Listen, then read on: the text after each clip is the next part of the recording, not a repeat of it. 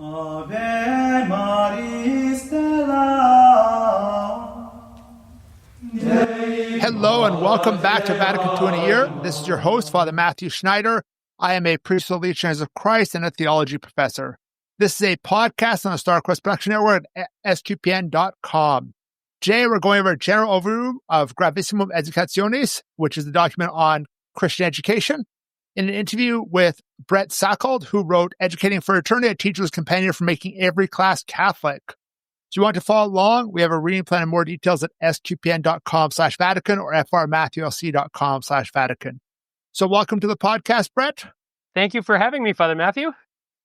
So as the listeners probably know, we're going through these documents chronologically. And this one, Gravissimum Educationis, just means an extremely important education. Very grave. Very grave. Well, the translation I looked at said extremely important. Well, we don't always use grave. You know, it has like a negative almost connotation in English sometimes, right? Yes, yes. My fault, my grievous. Well, no, okay, that's different. But anyways. That's close. It's the same root of the grievous fault in the 12-year-old translation of the Mass in English. Serious. Very serious or extremely important or however you want to translate that. We can debate that, but that's a matter of like Latin translators, and this podcast is not about Latin translations. So the subtitle is The Declaration on Christian Education. It's a little shorter. It's mainly written for Catholic educators. And so a little bit background of Brett Salkeld here. He's the Archdiocese and theologian for the Roman Catholic Archdiocese of Regina, Saskatchewan. That's up in Canada. You always have the challenge for Americans, spell Saskatoon, Saskatchewan, which is the other big city in Saskatchewan, other Regina. He has a doctorate in systematic theology from Regis College in Toronto, Ontario, Canada. He's a writer and speaker, does professional development with Catholic teachers based on his book, Educating for Eternity. And he has a lot of good experience in experience in Catholic ed. So welcome to the podcast. Excellent. Good to be here. So I always tend to use the same 4-point outline for these interviews, which is kind of like the background or what we know from beforehand, the themes, the outline, and the other key documents afterwards. And that's the outline we're going to have today. So we're going to have a little bit of background, then the themes, then the outline of the document, and some further documents or developments in the magisterium since then. So a little bit of background. Can you tell us a little bit about how the history of Catholic education, where did it start? How did it start? How do we get the more modern Catholic education system we have in Canada and the U.S.? Right. Yeah. So it's a big picture. And one thing I've heard said is wherever the church goes, she plants schools. And I mean, we have in the patristic era, we have schools in Alexandria, or if you think about the Cappadocians, and so there's Christian education already happening in those contexts. And then like there's an interesting dynamic that happens. So are we teaching theology and scripture? Is that what Christian education is? Or are we teaching like people like how to read and write because we want to uplift people by giving them means to live well, both in this life and the next? And so we see throughout history, both an emphasis on like, well, we got to teach like faith stuff, right? So there's that kind of school. And then there's also like when Mother Teresa shows up in Calcutta and she's like, what am I going to do? I'm going to teach people the alphabet, right? And so there's, and she's not even interested at that point in necessarily converting the Hindus to Christianity. Not that she's against that, but like, that's not her goal. Her goal is like equipping these people with an education that will uplift them, right? And so the church has always sort of held on to both of these kinds of aspects. You might call them the earthly and the heavenly in education. Of course, we see things developing in Europe. Of course, like the university system. So this basic sense, this commitment by the church that that knowledge that can be gained through reason is valuable, and it's something that humans should put a lot of time and effort into. I think that's a foundational kind of commitment that the church has. And then the integration of faith and reason, right? So we're committed to human reason, but we don't don't imagine that it can be sort of untethered. And so if you read some of the documents, on the one hand, it's like, let's pay attention to the appropriate methods of the sciences or whatever it is. And on the other hand, let's always show the compatibility of faith and reason. And so and then when you get to, like, to go really fast, right? So let's get to the modern, Canadian and American Catholic school systems, and they develop in different ways in different contexts. You put in a lot of work, like a ton of work that churches put into having schools. In the United States, as Catholics in a largely Protestant country, the bishops at a very important meeting in Baltimore said, like, we need basically a school at every parish. And this is like a top priority. And the amount of time and effort and resources that American Catholics put into building a parochial school system is really immense. In Canada, it looks a little different. Catholics managed to get public funding for Catholic schools as part of the deal when they enter Confederation, right? So the French are the minority, the French Catholics are the minority, and they're worried if we sign up for Confederation with these English Protestants, they're going to squash our language, our culture, our religion. So we're gonna before we sign on for this, we're gonna get a deal, which persists to this day in 3 provinces, full public funding for Catholic schools, which is an interesting kind of development.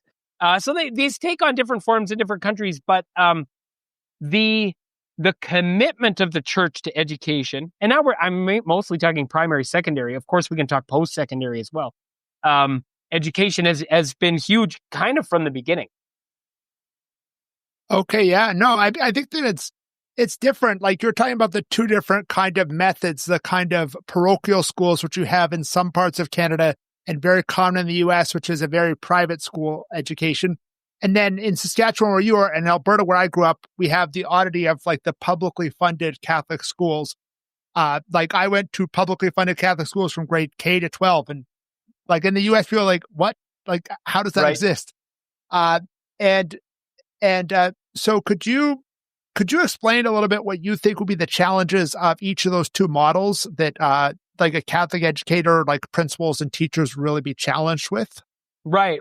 Well, I mean, a huge and obvious challenge when you don't have public funding is funding, right? So if you've got, you want to, I mean, here's a real trick with Catholic education. You say all the time, and the church is always committed, we should be educating the poor. This is part of the mission. And then you say, and it's really hard to run schools that are affordable for the poor, right? So one of the things about public funding is it means a Catholic education is available to everyone regardless of their financial circumstances. Of course, there's other ways around this. You can have scholarships, you can have donors, you can, there's lots of things, but it takes a ton of work to make a Catholic education accessible to everyone if you don't have public funding. So I think that's on one side of the scale. A challenge when you do have public funding, well, there's a couple of them, and one, I think sometimes people overestimate or misjudge exactly how this works. There's a general sense that, like, okay, if you get money from the government, then you're beholden, right? You gotta do what the government says. And there's some truth to that. However, it's worth noting in Canada, whenever the Catholic schools have stood up for themselves, for example, on hiring policy, right? Human resources questions. When it goes to the Supreme Court, we win every time because our constitutional rights are very strong to have a Catholic education. And so we don't just have to do whatever the government says. On the other hand, the fact that if something comes up in some dispute with the government about how you teach this or how you handle this human resources policy or whatever, the fact that the threat is there and that it might end up in the newspaper is on every Catholic administrator's mind. So even if the government can't tell you what to do, the environment forces you to think about those consequences in a way that makes it harder, sometimes at least, to be boldly and authentically Catholic, because you're kind of like hedging your bets because nobody wants this to end up in the newspapers. So that's one challenge. And I would say another challenge that's underappreciated in publicly funded Catholic schools is they're huge. Like in a city the size of Regina in the United States, you would not have 1,000 Catholic teachers. But in Regina, you do, because you have this large publicly funded system. And what that means is you needed somewhere to train 1,000 Catholic teachers. And we just don't have one of those things, right? So we train them at the public universities with virtual, and now there's some tiny exceptions, but virtually no specific training to work in a Catholic school. Then you come work in a Catholic school and we say, well, here things work differently because it's Catholic. But none of you have ever been trained on what those differences are or what that means. And then this is my favorite thing. Then we blame the teachers when the school's not Catholic enough. Yeah. But, and like we haven't set up a structure to equip teachers to do it. And then we complain about them. And it's scale is a real challenge. Like it's a big thing to manage, to hire for, to operate, all those kind of things, right?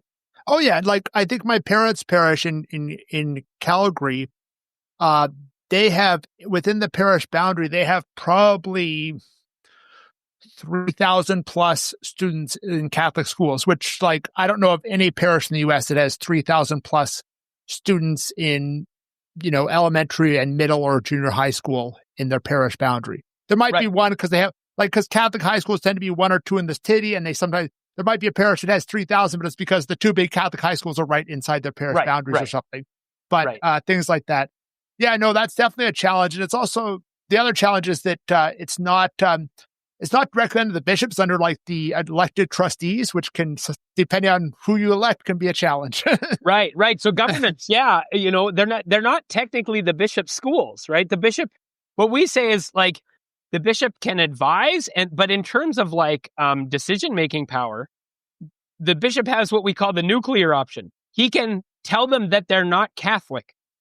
And that's called the nuclear option because you get to do that once, right? Yeah, no, totally.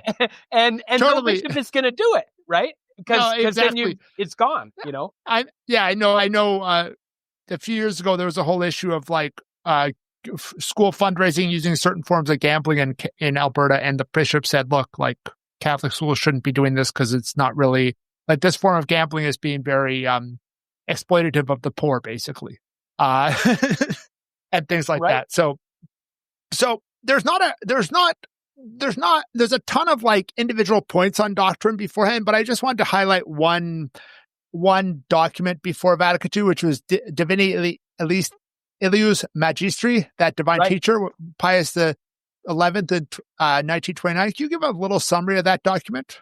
Well, I went digging because it's a lengthy document, which includes things that might surprise us, like you should not educate boys and girls together, for example, right? Which, some people would agree with, or at least in some circumstances. But I want to zero in on paragraph 7 and 8, because I think they give you the flavor, the basic goal and the framework that I think persists to this day. And so if you'll permit me to just take some excerpts here. Education consists essentially in preparing man for what he must be and what he must do here below in order to attain the sublime end for which he was created. It is clear that there can be no true education which is not wholly directed to man's last end, and that in the present order of providence, since God has revealed himself to us in the person of his only begotten Son, who is alone the way, the truth, and the life, there can be no ideally perfect education which is not Christian education. This sense that, both the earthly and the heavenly, right? We're forming people, one way I put it when I work with teachers, we're forming people for this world and the next. And these two things are not at odds with each other. But in fact, if you form people well for one, you will be forming them well for the other.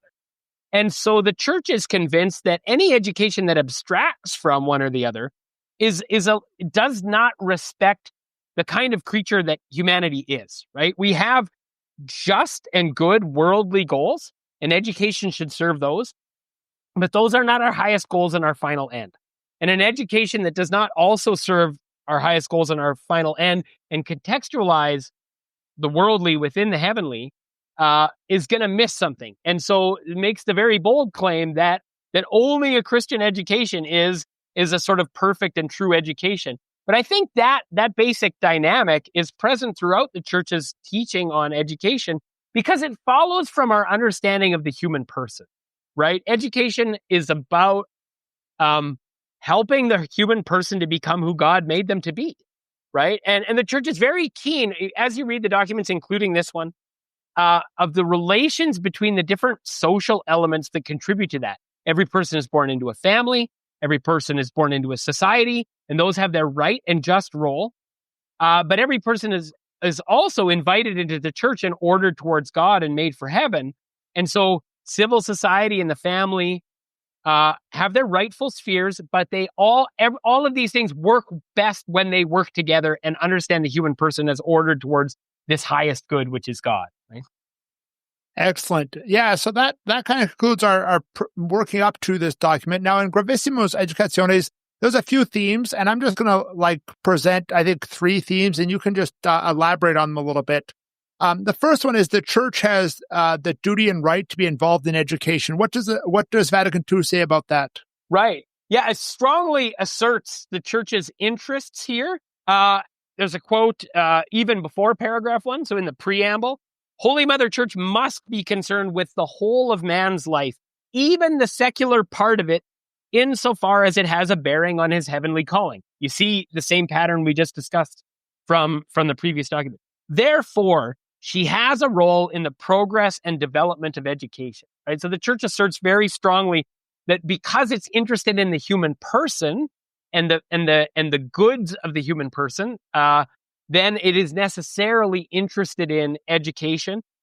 Relatedly, it talks about how Christian children or Christian people have a right to a Christian education. And so the church is interested in asserting itself within secular context, whether it's, the United States or Canada, as we talked about earlier, to say how in this concrete time and place can we secure the right of the child to a Catholic education, right? And then it's also interested, and it comes up later in the document, Catholic schools are for Catholic kids. That's good and true, and we want to give them a Christian education. But Catholic schools aren't only for Catholic kids. Vatican II recognizes that there's non-Catholics in Catholic schools, and that is right and just, that we offer a contribution to civil society by educating even non-Catholics, and we offer a service to every human being by proposing, not imposing, not indoctrinating, but proposing the gospel to them. So all of those things, and probably more, are in the church's mind when it's asserting its right and its duty to be involved in education, even to the point of saying, and some of us may have grown up in contexts like this, if you live in a place where there's no Catholic school, the public school should make some accommodation for you. Maybe someone comes in and teaches catechism after school or something to that effect. And I know, like growing up in small town Saskatchewan, some places didn't have a Catholic school, but kids went to catechism Tuesdays after school. The Catholic kids stayed and the nun came in, those kinds of arrangements, right? Oh yeah. When I was in the seminary, I taught those classes for like 2 years. Okay. that was like, I went to our seminary in Connecticut has a public school basically next door, and I would just walk over and teach when I teach one of the classes, like I think it was like 4th grade at like 3 p.m. in the afternoon or something. Right.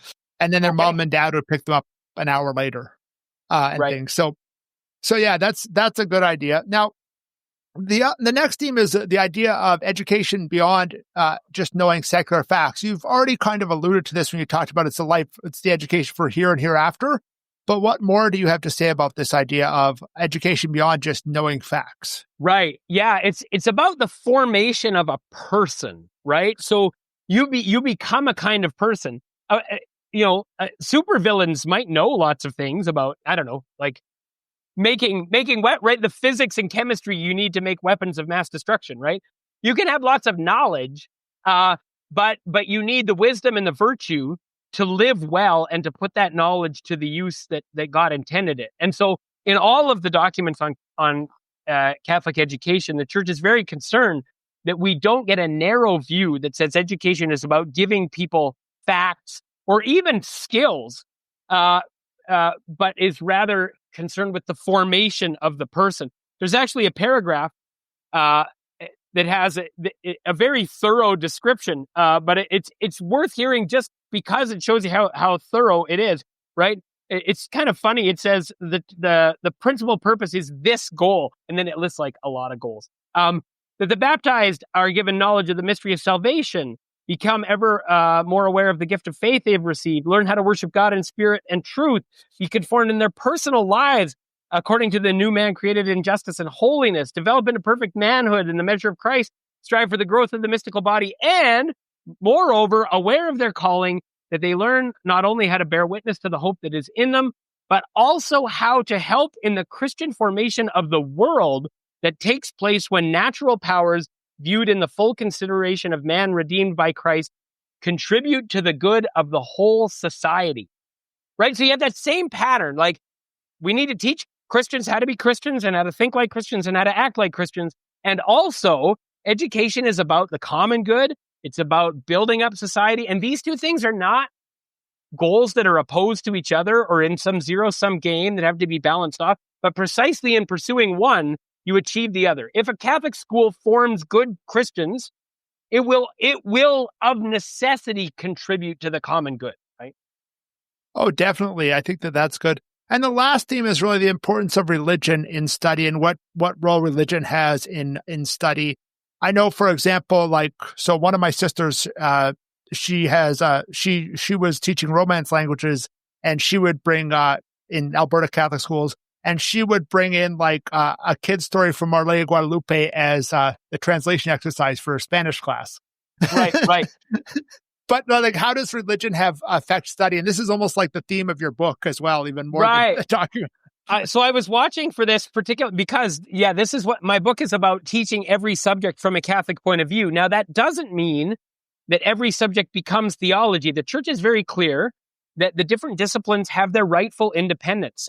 Science answers certain kind of questions according to a certain kind of methodology, and you shouldn't fudge with that, on the one hand. And on the other hand, thinking about how science works, why science works, what science means, what is the role of science in human life and flourishing? Well, none of those are science questions, but they're rightly addressed in a science class if you want to properly form a human person, right? And so faith will illumine the way we approach all these things without corrupting or interfering with the methodologies appropriate to the subjects. So there's a quote in paragraph 8 that I think is maybe the tightest example of this in the document. It says, the proper function is to create a school community, blah, blah, blah, blah, blah. And finally, to order the whole of human culture to the news of salvation, so that the knowledge the students gradually acquire of the world, life, and man is illumined by faith, right? So you're going to learn all kinds of good and true things about society, the natural order, the human person, right? That you can learn through math and psychology and poetry and football, right? And that's all great. But you will know those things better. It won't alter the truth of them in itself, but you will see all of them in a bigger context and understand their meaning for your life when it's all illumined by the light of faith, right? And so the church has always insisted that these things, these skills, this knowledge, it's not neutral, but it happens within a context where you make sense of who you are, what your role is in the world, what you should do with your life, and you can't make those decisions well, or you can't see the whole picture as clearly without the light of faith. Excellent. Yeah. Now, moving on to the outline of the document, there's 12 paragraphs, and each paragraph has kind of almost like a chapter heading. And this one is kind of odd in that sense, because most of the other documents have chapters where they're like, a dozen, 10 paragraphs each, or they just don't have chapter headings at all. So let's just go over these briefly. Just need like one or two sentences. Some of them I might just from the title, it's kind of self-explanatory. Like the first one is the universal right to education. What that chapter's on is pretty straightforward. But the second chapter is Christian education. What is that chapter on? Yeah, well, and that's I quoted about half of that chapter because it's not long. It's one paragraph, and it's the one where it talks about what constitutes a Christian education, particularly with respect to what are the goals of it, and that's what I read from were these goals of education. And so, on the one hand, the church does not deny for a second that education would lead to legitimate worldly goals like, getting into college, finding some skills that are, serve you in the job market. Nothing wrong with any of those things, right? But if you limit education to that, if all you think about is college and career, then you're missing something important, because the church says a Christian education is about the formation of a person for this life and the next. And that's, and then I read that lengthy description of some of the particulars of what that looks like. But I think in general, you would say that paragraph is about not having a narrow vision, that education is about the whole human person, right? And their final goal. Excellent. The next one is about the authors of education. What does that chapter talk about? Yeah, so it's really interesting. Lots of people will be familiar with the church's teaching that parents are the primary educators of their children, right? And teachers and schools are cooperators with parents. This is essential to understanding Catholic education. Sometimes, if we're overly influenced by a secular model, we might imagine that education is primarily the province of the state, and parents should kind of get in line. And a Catholic understanding says absolutely not. This is the parents' province. But we also fully recognize that to do this well, especially in an increasingly complex world, parents are going to need supports and different kinds of expertise and social supports and whatever. And schools and teachers provide that. In fact, it references from Catholic social teaching the principle of subsidiarity, which says things should be done, at the appropriate level. One way of putting it is that at the lowest level possible and the highest level necessary. That's one, it's a little bit oversimplified, but you get the idea, right? No, totally. And so this is the concern of this paragraph, is to help us all understand whose task this is and who's helping who do what and what our different roles are. Because when we get those crossed up, this is one of the things that tyranny loves. Tyranny loves to overrule the parents and the family with the state and the apparatus of the state. And it will want to co-opt Catholic schools, or any schools for that matter, into that project. And we need to be keenly aware that is counter to what we're doing here. Excellent. So our next paragraph or chapter is various aids. I forget. I don't have it in front of me. I forget exactly what that paragraph's on. Actually, it is very short. It's almost hard to tell what it's on. It's basic. It's so short. It says, look, there's a few things like tools of media communication and that sort of thing, which can be helpful. So let's use them well, right? Okay. So it's this awareness that we live in this sort of social context where there are things that could contribute to doing this well, and we're kind of we're open to learning how to do this well. I think it's a very short. It's not the most paragraph. It's not the most important paragraph in the document. No, that's fine. That's important. Like we had Inter Mirifica way back. I think we covered that. And it was the second document we covered back January, February time frame.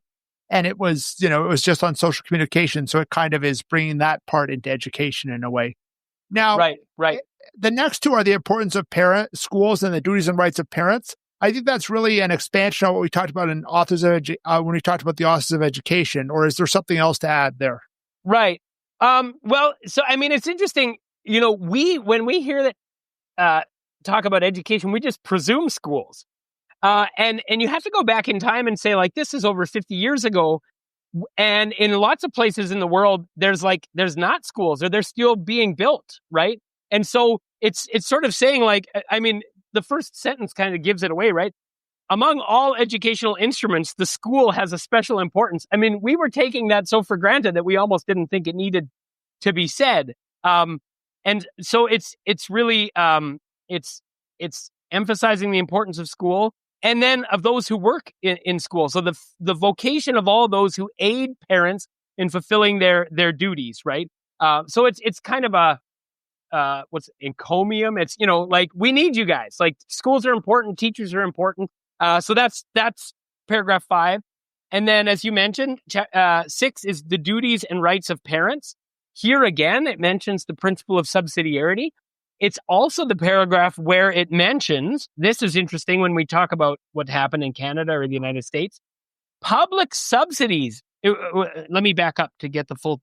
The public power must see to it, in its concern for distributive justice, that public subsidies are paid out in such a way that parents are truly free to choose according to their conscience the schools they want for their children, right? So whether you have publicly funded Catholic schools or whether you have voucher programs, or there's various ways of doing it. The church doesn't say you have to do it this way or that way, but it does say it is a matter of justice that public funding supports Catholic, and not actually, it's interesting, it doesn't say Catholic education. It says choose according to their conscience the schools they want for their children. So I think a fair reading is to say the Catholic Church says Jewish kids should have access to Jewish schools. Muslim kids should have access to Muslims. Like, those parents should have access to an education that they would choose to support them in raising their children, right? Which is a fascinating kind of assertion. Oh yeah, definitely. I think we'll get to it later in the year, but Dignitatis Humanae on religious liberty kind of talks on that as well, right? And then we talk about the moral and religious education, and I think that kind of goes back to the themes we talked about like forming for eternity and things like that. But is there anything else to add to that? Yeah, I mean, it imagines that this is central to the formation offered in a Catholic school, is moral and religious education.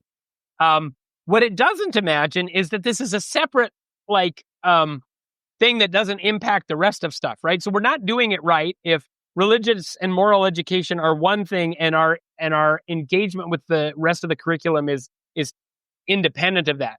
But it also, this is where it talks about, as we discussed earlier, look, if you're in a place where you don't have Catholic schools, there should still be provision made for this, as, the example that you gave of you going next door to work with the Catholic schools who stick around with the Catholic for kids in the school, yeah.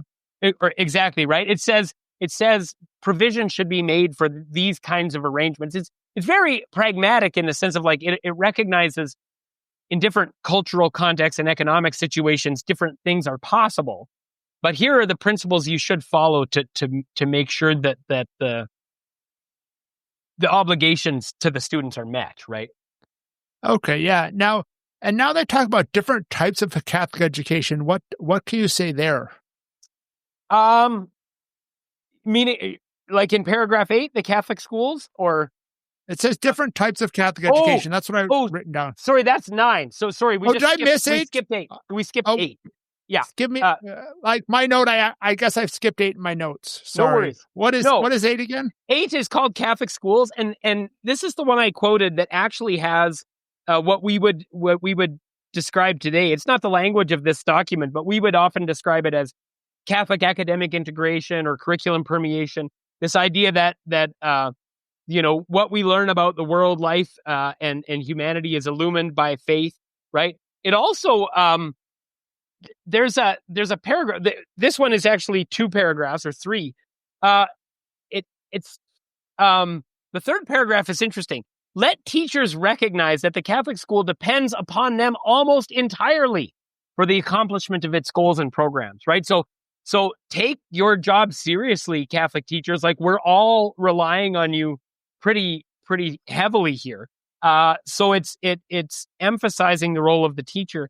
It also it says something here which I think has been critiqued in some circles as a little optimistic, and you can see what it's trying to say. But it says, make sure your pedagogical skill is in keeping with the findings of the contemporary world.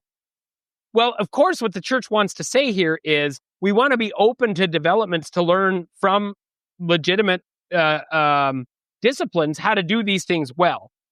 I think some people 50 years on have said the church was maybe a little bit uncritical in accepting things that did not maybe always comport with the Catholic vision of the human person into our schools under the guise of doing the best contemporary pedagogy. And so what we see today is a real renewal in a lot of places in Catholic education of what it goes under various names, classical, liberal arts, whatever it is, but recovering a more traditional pedagogy, because a lot of people have found that at least some things, I don't want to be dismissive, but at least some things that have been sold to us as like the best contemporary, thing didn't always get us the results we were hoping for our children, right? So that might be an interesting discussion, how some people might see how that paragraph has played out in the subsequent 50 to 60 years. Well, yeah. And there's always questions of like, even in a secular world, there's questions of like, how effective is phonics versus other kinds of methods of like, the sight read or whatever. I forget the exact name of it for teaching those type of things. I know for myself, I've taken like two secular courses that are well respected on teaching university classes, like the best ways to teach university classes. Because even though I'm teaching in a seminary, I want to like, and they're more directed at like adult learning, which is a little different than like elementary school for sure. And that's been helpful for me. And I'm just taking them, my own professional development to be like a better theology professor. So the next two, we're talking about Catholic colleges, universities, and faculties of sacred sciences. I know I have a bunch of experience in here. I know the Catholic. Well, now number 9. Now, because we went back to 8, we missed 9. Yeah, 9 different types of Catholic education. You finish up that one. Sorry, I thought I was getting a little ahead of myself. No problem. Yeah, no. Here's where they make the explicit acknowledgement that Catholic schools are not just for Catholics. It's lovely. The church considers very dear to her heart those Catholic schools which are attended also by students who are not Catholics, right? So there's a recognition that in lots of places where the population is basically Catholic, we're offering Catholic schools to help Catholic parents raise their kids in the faith, and that's a good and legitimate thing. But that is not exclusive of offering a service to the common good, which includes educating non-Catholics who are interested and willing and being part of our educational community, right? And so there's a recognition that in different times and places and contexts, these things will take a different form, but these are both legitimate goals of Catholic education, passing on the faith to our own children, but also offering a good education to non-Catholics, which includes a proposal of the gospel, as I said earlier, but it's not indoctrination, right? And it's important to keep those things distinct as well, right? Excellent. Yeah. So the next two are maybe I'll just summarize them because it's more my field, like the higher ed, because it talks about Catholic colleges and universities in 11 and 10, which is really it basically is applying most of what we talked about beforehand. The one thing it does say is that they should establish a chair or department of theology so that there is a theological aspect, not just a kind of practical aspect. And it's important to include that religious aspect as part of it. And such. And then faculties of sacred sciences refer specifically to like theology, seminaries, canon law faculties, things like that are studying specifically Catholic topics in higher ed. And that's, and it really is encouraging those and to have those in a critical manner, not just a kind of, not just a memorize manner, which sometimes I think we can fall into, memorize this list of things. Right. It wants a critical engagement between faith and secular knowledge. The Catholic University is the place for that engagement. So you can't do that if theology is not there, but you also can't do it if you don't have a rightful place for the natural sciences and the other human knowledge, right? Oh, yeah. Yeah. Oh, yeah, definitely. And it just depends on the university, what other faculties they have. Because like sometimes you have universities that are kind of specialized places, right? Like when I was writing my doctoral thesis, I was the assistant chaplain at Divine Mercy University. And Divine Mercy University only does master's and doctoral degrees in psychology and counseling. It doesn't have any other faculties because it's a specialized institute. It's not, it doesn't have the goal of teaching everything. It's like, we're going to focus on these and do these really well. And then, the last chapter is coordination. What is in that chapter? Well, this is the opening line is cooperation is the order of the day is the opening line for that paragraph. I mean, it's basically a recognition that education done well requires coordination and input from a lot of stakeholders, different people with different expertise, different areas of civil society. And so it's an invitation to not be in a silo, really, is how I would read it. Again, you might say now in the 50, 60 years since, maybe we have been a little uncritical in some of our cooperations that we should have, been a little more critical in the good sense, right? But certainly the point here is, and it gets down to very practical things, exchanges of professors, right? International gatherings to communicate discovery, right? Just if you do education in a silo, there's going to be real limitations. And so there's an invitation for Catholic institutions to expand their connections, their collaboration, and that sort of thing. Excellent. Yeah. So after Vatican II, we have two kind of things I thought were worth noting. One was in 1990, John Paul II issued Ex Corde Ecclesiae from the heart of the church, which is more on Catholic higher education. And really it's saying that, Catholic universities need a Catholic identity and mission. And one of the things you'll notice if you go on almost any Catholic university website, they at least have this, how well they put into practice. You have to look at the specific university, but they all try and present like an identity and mission statement that accords with Catholic teaching. It varies. The main ideas are very similar, but it varies. A lot of them talk about liberal arts or things like that as well in that. And then they need a theology department. So like I mentioned above in the paragraph of Gravissimum Educationis, this is emphasized. And it asks that the theology professors or any other sacred sciences get a mandatum from the bishop, which basically means the bishop says that that they're teaching in accord with the church teaching, they're not teaching anything heretical, and that can be pulled by the bishop. So it keeps a degree of accountability.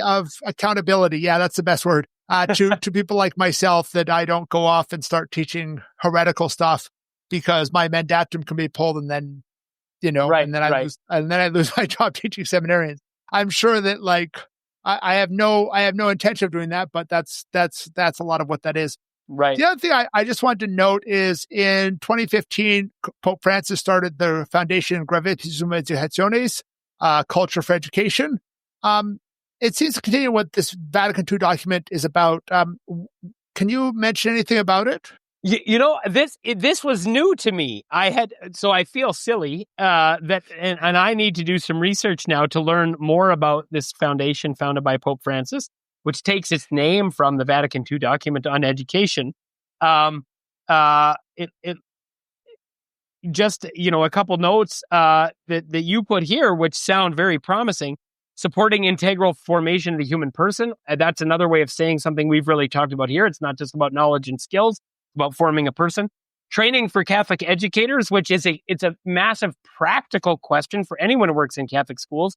Where are our people being trained? If we want them to offer a distinctly Catholic education, how we better train them to do it. So it's a massive priority. It's what I spend all my time doing, right? So I need to learn about this. And seeking to preserve Catholic culture and educational heritage, which, it's an interesting, we didn't talk about this, but there is a line in Gravissimum Educationis which talks about preserving cultural heritage.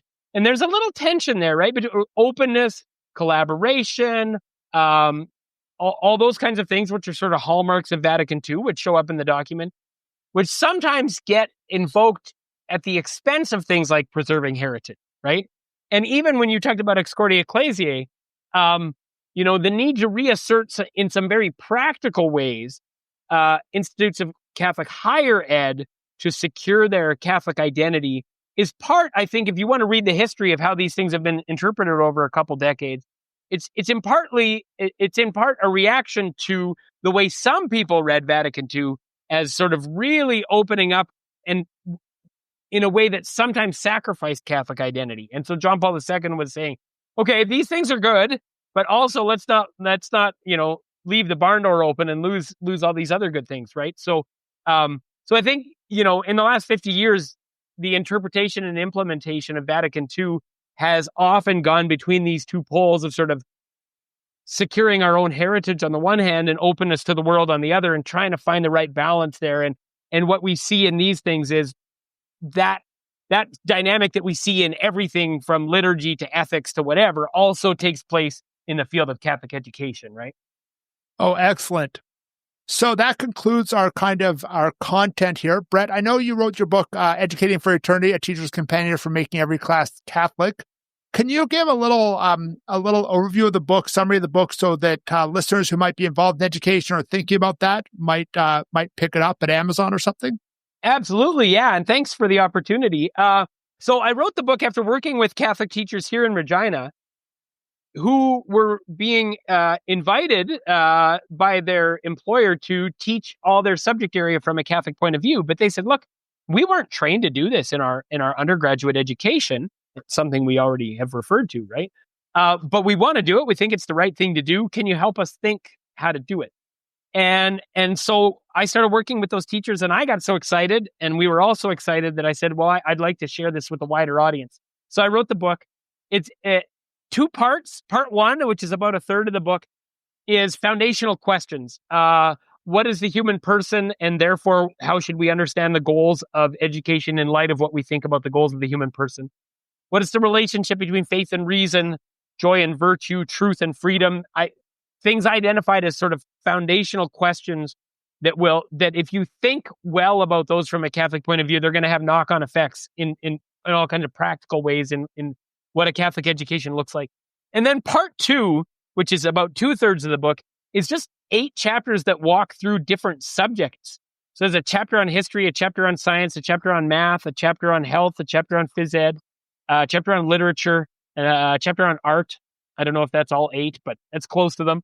I wish I could have written more chapters. I wish there was a chapter on world languages and music and psychology and business, but maybe that's, the expanded edition in 5 years. But it's a walkthrough of each of those subjects from a Catholic point of view, so that if you're a math teacher, you can have a real picture in your mind of what a Catholic attitude towards math is and how that might shape what would make your math class in a Catholic school different from the math class across the street. And it's not adding arbitrary word problems that have Catholic content, right? It's thinking more deeply about what kind of a thing is math? What does math tell us about ourselves and the universe that we live in? How do we use math for human flourishing, right? It's those bigger picture questions. It's not, 2 nuns were driving 80 miles an hour in Montana, but they got to the Canadian border and now it's kilometers. And how fast should they speed up or slow down? You can have a little fun with those once in a while, but that's not what we mean by teaching math from a Catholic point of view, right? No, totally. I mean, I think that's part of it. Because I gave the example my sister was using like stories of saints and things like that as translation exercises, which is right. Which is also like helping to understand the culture of Mexico or of France or whatever. Because she taught French and Spanish. Right. Right now, she's a stay-at-home mom, but that's okay. that was what she was doing beforehand. So, right. One of the things we talk about in the book, but also in all the professional development I do, is I say there's good Catholic content that is worth adding. We should absolutely learn something about our Catholic artistic heritage, literary heritage, music. We should know something about our Catholic history, especially in cases where there's anti-Catholic mythology that's built into some things. But we should also be able to teach from a Catholic context, which means even when we don't have Catholic content, even when we're reading a non-Catholic novel, we still read it with Catholic eyes. We look for goodness and truth and beauty in non-Catholic art and literature, but also in the natural sciences and in math, where something like Catholic content is not always so obvious, right? Excellent. Yeah, and I think you're trying to build a community based on the theme. Is that available online for people, or how would people find that? Yeah, that's right. So we have a Facebook group which anyone can join for free, Making Every Class Catholic, if you just look that up on Facebook. And then we have an online community, the Making Every Class Catholic online community. You can find it at makingeveryclasscatholic.com. And that provides premium content, support, consulting for teachers. It houses a podcast, the Making Every Class Catholic podcast. I do Q&As and masterminds. We get presentations from various experts in Catholic education. We do something almost every week. And we're very responsive. So if you have questions or needs that you want to talk through with me and with other experts and with your colleagues, it's a great place to do it. makingeveryclasscatholic.com. You can find us there. Okay, excellent. I'll put all these in the show notes for people who are listening on whatever podcast format you're listening on. Excellent. So Thank you for being here, Brett. For our listeners, thank you for listening to this episode of Vatican II in a Year. This is a listener-supported podcast, and you would donate to help StarQuest produce it and other great podcasts at sqpn.com/give. You can give one-time monthly or join the StarQuest Patreon. Tomorrow, we're going to start reading Gravissimum Educationis, and it's really going to be paragraph 0 because it doesn't really have a number, and we need to educate people as Christians. Please join us then to learn more about Vatican II and provide a blueprint for the Catholic Church. If you want more information like playlists and a reading plan, go to sqpn.com/Vatican, frmatthewlc.com/Vatican, or Vatican SQPN on Facebook and X. Amen.